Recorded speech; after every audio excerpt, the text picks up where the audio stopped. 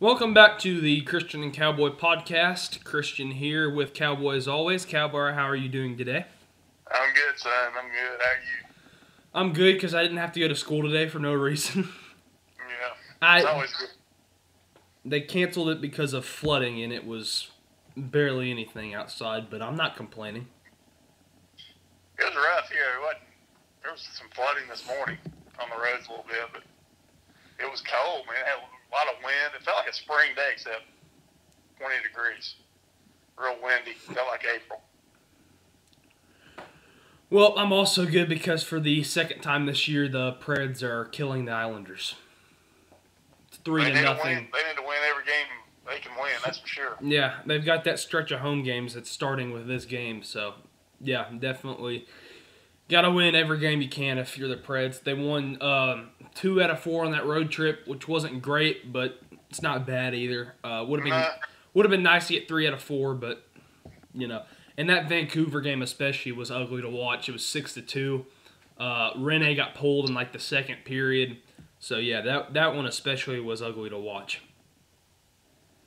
So hopefully, you know, the Preds can take advantage of these opportunities at home. That's something they haven't been able to do this year on a consistent basis, and they can position themselves back into a playoff spot.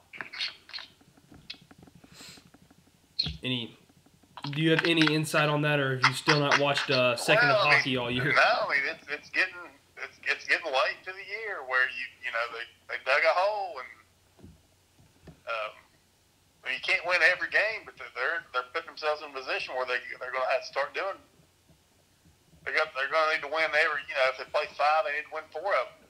That kind of thing. Yeah. So it's for the first time in a long time.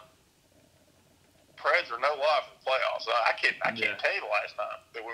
You know when the last time it was? When we went to the final. The year before that? No, the year of it. We were the last team in the playoffs that year. Well, but I'm talking about when's the last time we didn't make it? At all? We didn't make the playoffs at all. 2015, I think. I think it was 2015. It seems longer. It's either 50. It was either 2015 or 2014. Okay. One of those. I think it was 15 because in 16 we lost to the Blackhawks. 17 I thought it'd been like 10 years or something. I think it was 2015. Yeah, 2015 and 2014 were a couple of bad years. Right, okay. No, it was 2014. You're right. It was 2014 because 2015 we lost to the Blackhawks. 2016 we lost to the Sharks, and then so on and so on. Remember that? Yeah. So this would be like the first time in 6 years for the Preds not to make the playoffs, but hopefully that doesn't happen because playoff hockey would be a little more boring for me. But playoff hockey's never boring, no matter who's in it, if you ask me. Well, it's not, but you still want to have somebody to root for. So. Well, if the Preds don't make it, I can always. Right now, if the playoffs go if the playoffs started today, I would probably cheer for the Canucks, just because they haven't been in the playoffs in a while, and I feel like that would kind of be a fun team to root for. Who's the best team? The Capitals? Bruins. Capitals are like behind. Capitals are like second in the league in points, I think, though. Anytime I turn them on, they just look like the best team. Those guys are just monsters. Ovechkin looks like a freaking Terminator out there. And he's like 42 or something. Yeah, it's something. Yeah. I'm pretty sure he's less than 20 goals away from Gretzky's mark. So he's close to Gretzky's mark. Gretzky on the all-time scoring list. No way. Yeah. Are you sure about that? I'm pretty sure. I mean, I can look it up real quick. We gotta look that up. I'm pretty sure he's like within striking distance at least. Wow, that's unbelievable. If that's true. There we go. Let's see. We're talking about goals or points? Goals. It might be points actually. There ain't no way he's near even points. I can guarantee you that. Oh, never mind. Well, he's like, yeah. Well, never mind. I don't remember what it was that he was near him then. and it wasn't goals though. And unless this list is outdated. It's not, honey. Believe me. Because Gretzky's at 894, Ovechkin's at 698. Yeah, that's still not too far away, but I mean it's a long way. Yeah. You consider his age. Nobody's touching Gretzky in any of the scoring stats. I think what it was he said that he doesn't want to retire until he passes him. I think that's what it was, and I was thinking for some reason in my brain I was thinking that they said that he was close to him on the list. He's in for a big disappointment. Yeah, probably. I mean, Jaromir Jagr played till he was like 48, so, but he obviously wasn't as effective. But no. Some more news out of Nashville. I didn't really plan to talk about this. It's just kind of something I just thought about today. The city of Nashville and the Nashville Soccer Club finally reached an agreement to start construction on the stadium at the fairgrounds today. At the fairgrounds. Yep.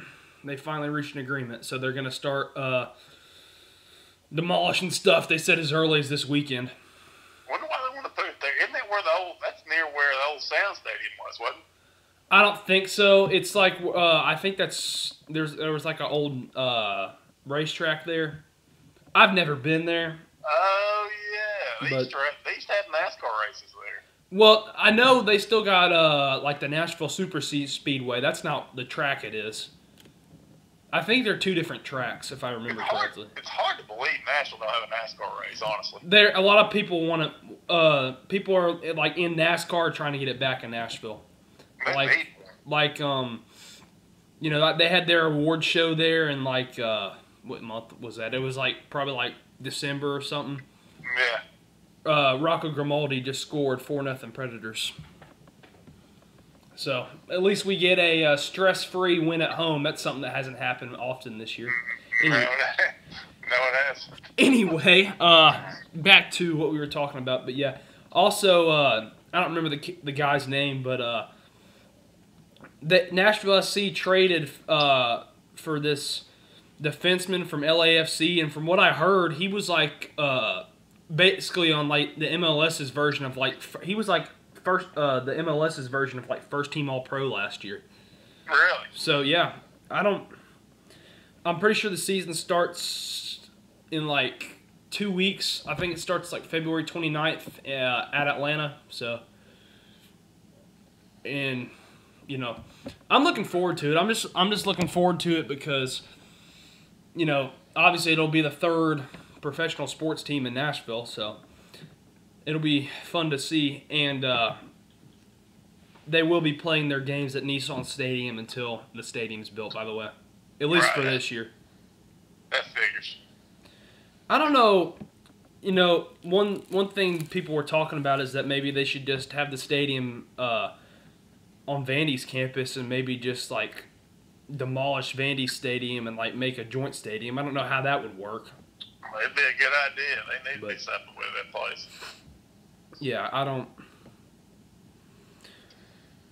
see what Vandy's probably going to do with their $46 million that each team in the conference just got. They're probably only going to use about $10 million of it and use like the other $36 million of it on whatever academics they need for their science program or whatever. It's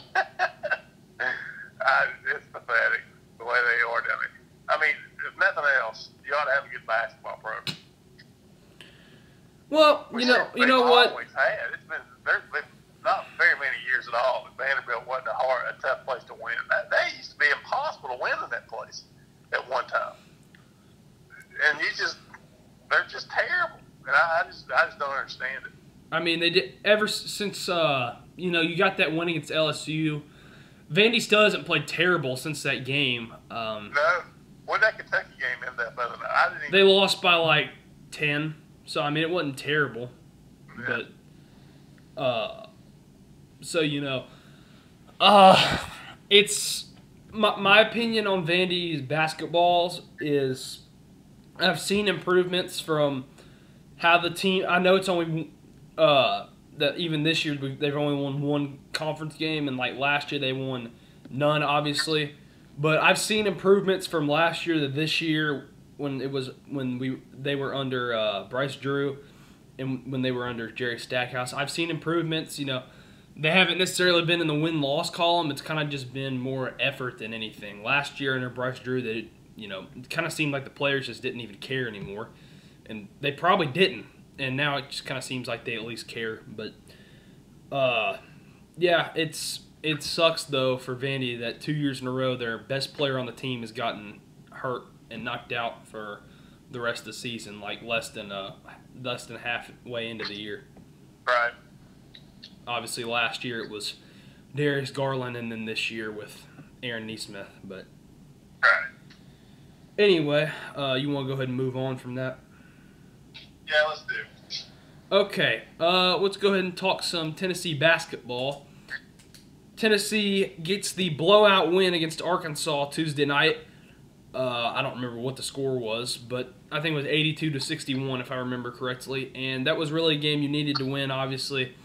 Like I said in my video this past week, you had to win your next 3 games. You've won your first one. Now you just got to go take care of business against Carolina Saturday, which they proved whenever they played. I don't remember if they played last night or Tuesday night, but they beat Georgia handily at Georgia.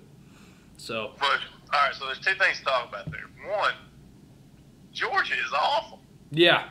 They're like 2-9 in the league. After they beat us by 100 that night, they haven't won a game, I don't think. Yeah, I'm thinking that the Georgia loss is going to end up looking worse for us than the A&M loss. The A&M loss. It will be another quad 4 loss. It sure is. What can you say?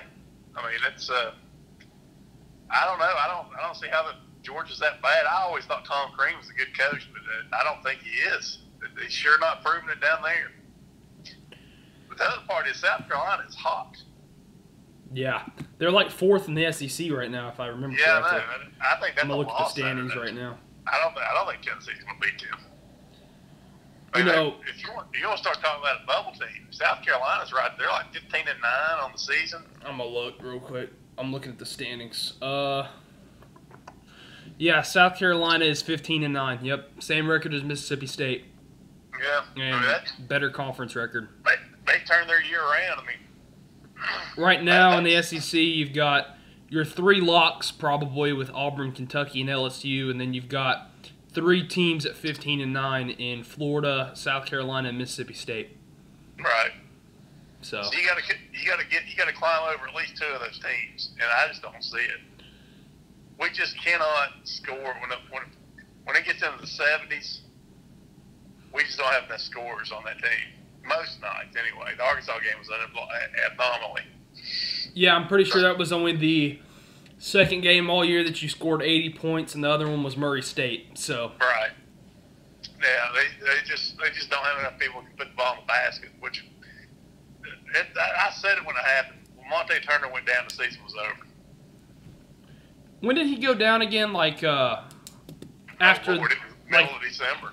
Yeah, it was. I started to say I thought it was like near after the Memphis game. It was it wasn't the game. It wasn't after the Memphis game. It was the next game after that game. It was like Jacksonville State or something like that. Yeah, he hadn't played any conference games, so. Yeah, all I had remembered is that the game after he announced he was done for the year, we got humiliated by Wisconsin. By Wisconsin, yeah. Next night. Who is also a bubble team. Yeah. If you win that, I mean, unless they were to win, I just don't. There's just not enough wins there to make this happen. You got to beat Auburn. They've got to win. They got to beat South Carolina. Well, I just don't think they will. You got to win. Let me see. I don't know what time it is.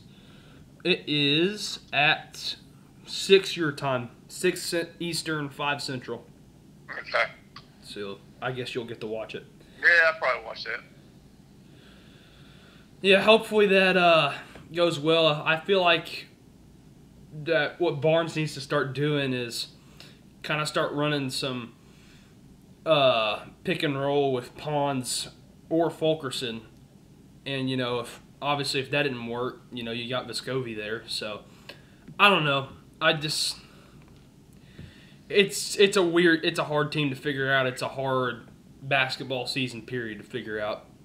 So, honestly, when you fill out your bracket here in about 4 weeks, throw darts at a board, you'll do just as good as anyone. Yeah, this will definitely be an upset year. There's no question about it. Honestly, right now, I'm kind of leaning San Diego State. I don't know why, but just because it's an upset year. I think this is the year Duke will win this thing.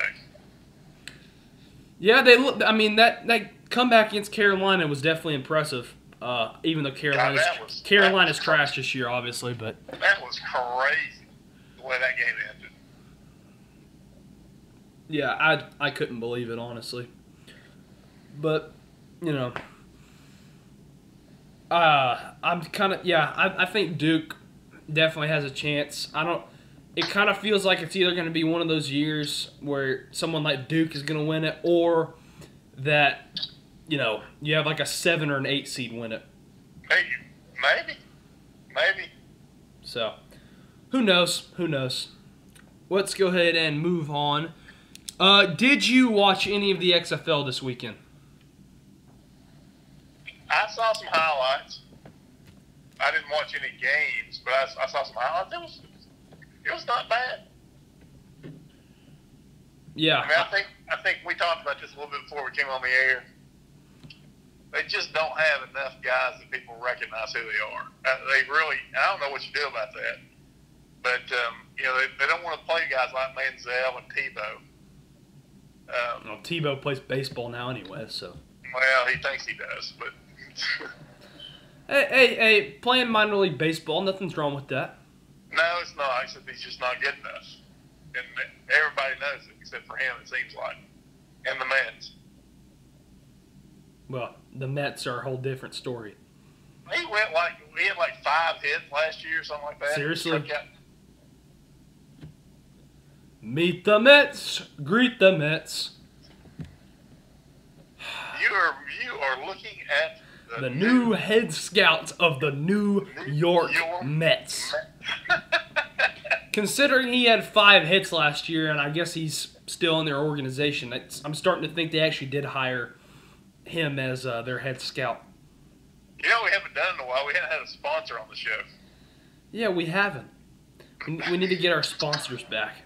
We do. We'll work on getting a sponsor for the next episode. Yeah. Yeah, we need. 5-0. Dang, we are just pouring it on. And Craig Smith gets a hat trick. What were your thoughts on the XFL? Besides, they need some players that. Well, who they are. I like the new kickoff. That's probably my biggest takeaway. Is one, I like the style of play. It was all the games were fun in their own way. I liked the interviews in the middle of the game. I liked being able to hear the coach's headset. All that stuff was cool. The one thing, like you said, I mean, I think you need more recognizable players. But other than that, it was like really fun. I thought it was a lot better than the AAF. And probably my most enjoyable part of the weekend was seeing Aaron Murray throw 2 picks in the first half and get benched. So that was very fun for me. Did they really bench him? They benched him at halftime, yep. Who did they put in there? I didn't even know who it was. Yeah, see, you would think you'd know the quarterbacks at least. Yeah, and I mean, a lot of those I knew 3 quarterbacks this weekend. I knew Aaron Murray, obviously, Cardale Jones. Aaron Murray was with the Tampa Bay Vipers. Cardale Jones was with the DC Defenders, and Jordan Ta'amu, who played at Ole Miss. You probably recognize that name at least a little bit. He is the St. Louis Battlehawks quarterback. And by the way, they are my XFL team. I am a St. Louis Battlehawks fan. Matt McGloin plays too. He played at Penn State. Yeah, I think I saw him. I don't remember who he played for. I don't either. But I know he's on somebody's roster. Wow. We are getting a call from schools here. We're getting some breaking news here on the podcast from Rutherford County Schools. Hold on, we'll have to see what this message is. Here, I don't know if I should keep the video going or not. Yeah, I'm gonna Okay, let's keep it going. We have breaking news. We have breaking news. Guarantee you they're going to say Rutherford County schools will be open Friday. Let's see what James has to say.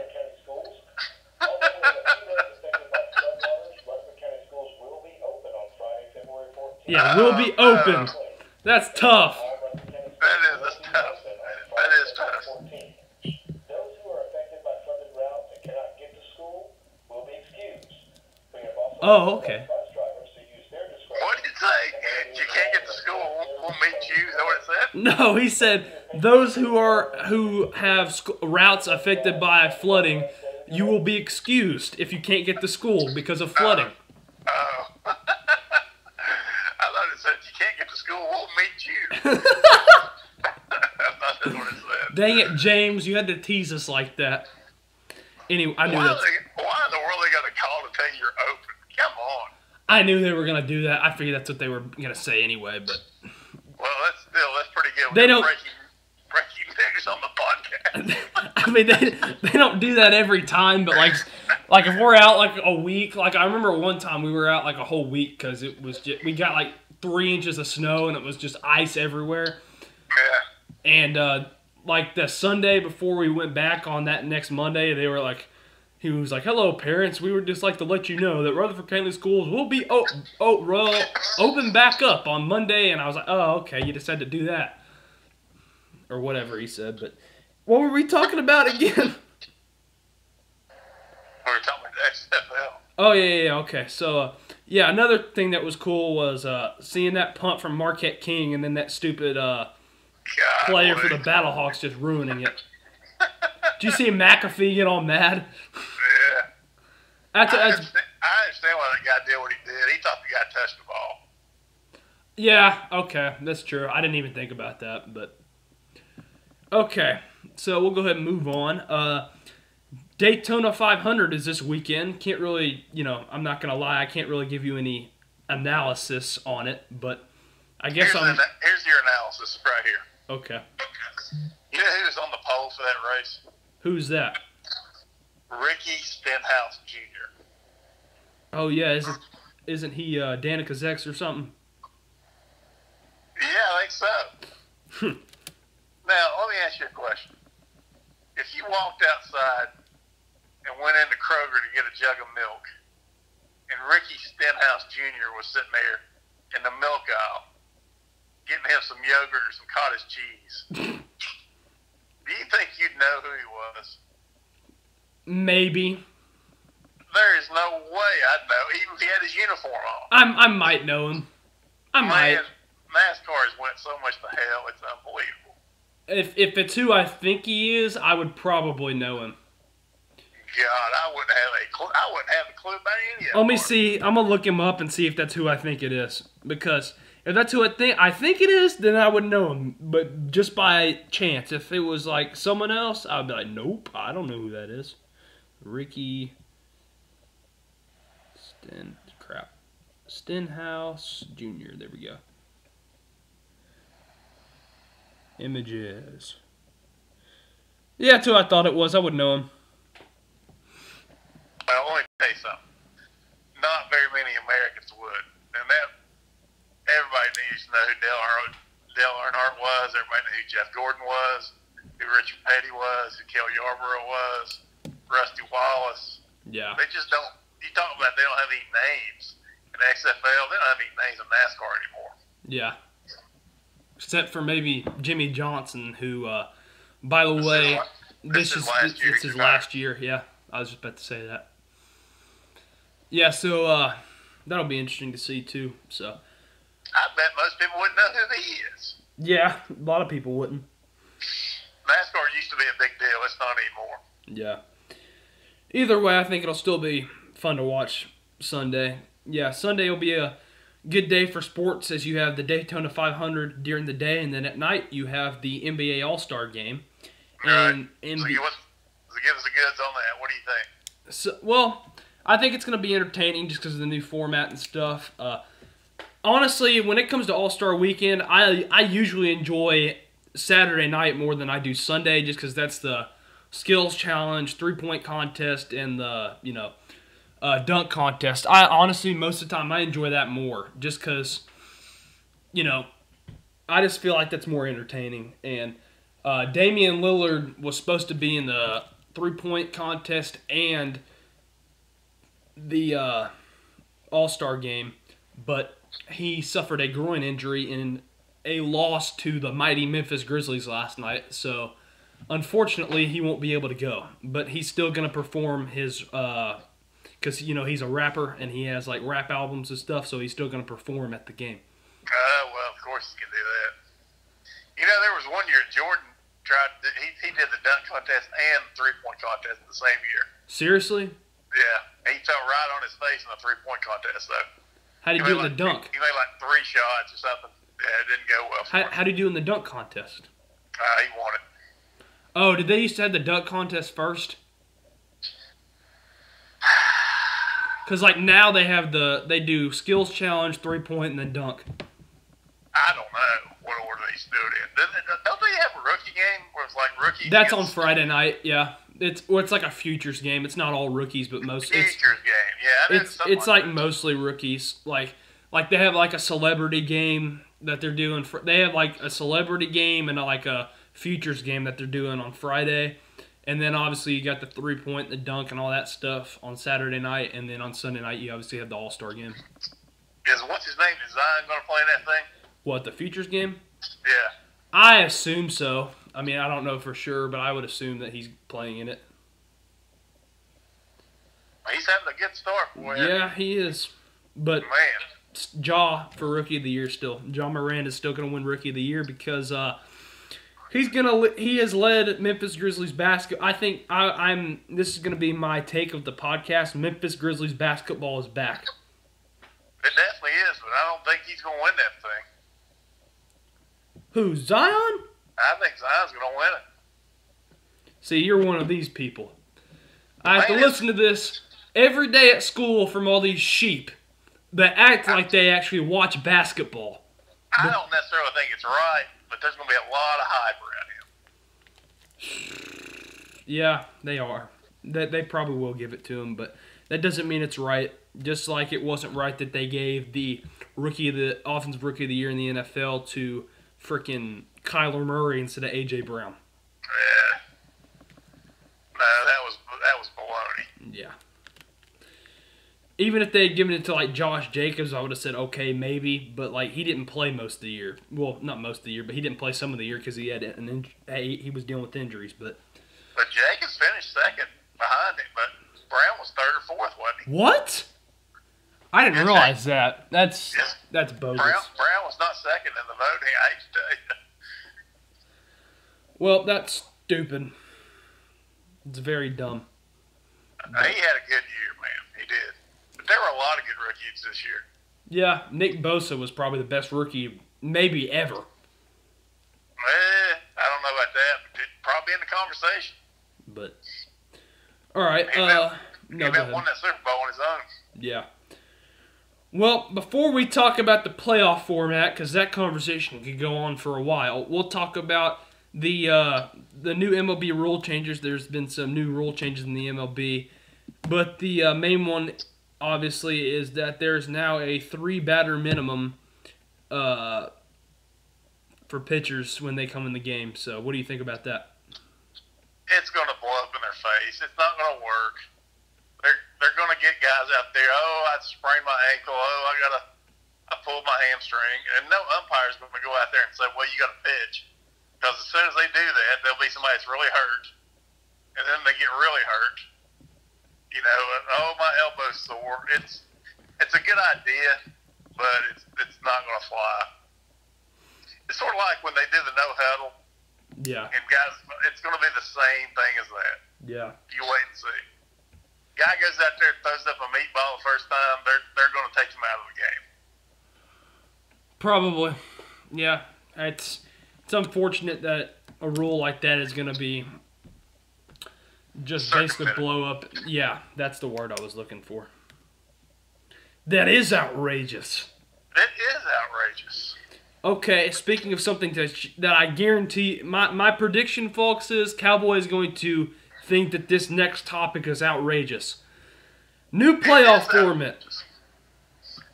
Man, you cannot play 162 games and let half the league in the playoffs.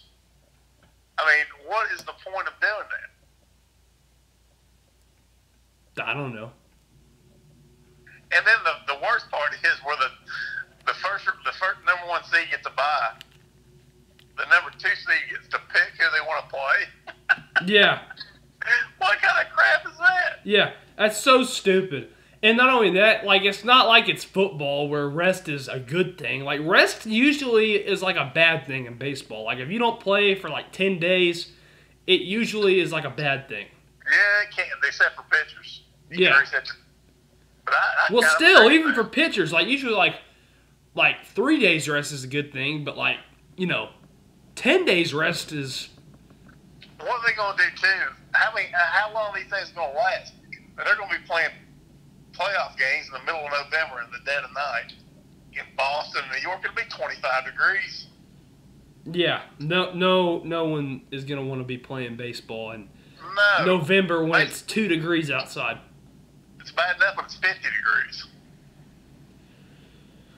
Yeah, I don't get it, honestly. I've kind of gone back and forth on it because originally I was like, okay, maybe that's like a good thing, but the more I thought about it, like when I read what you said, where it's like the 1 seed gets a bye, but the 2 seed gets to pick who they play.